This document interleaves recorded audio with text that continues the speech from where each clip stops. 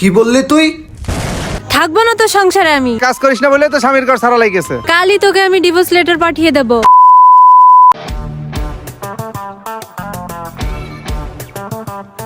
জুতো ময়লা হয়ে গেছে, যাই আপুর কাছে দিয়ে আসি। এ আপু, কাজটা শেষ করে আমার জুতোটা ধুয়ে দিস তো। আচ্ছা ঠিক আছে। আচ্ছা তাহলে আমি চলে গেলাম।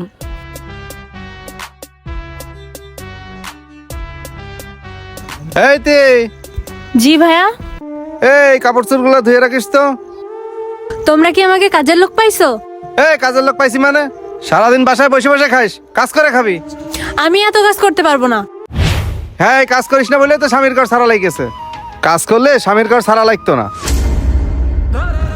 ভাইয়া তুমি কি আমাকে খোটা দিচ্ছ? খোটা দেবো কেন? যেটা সত্যি সেটা বলছি। তোর নিজের দোষের কারণেই তো স্বামীর ঘর করতে পারিসনি। এ বাড়িতে থাকতে হলে যা বলবো তাই করবি।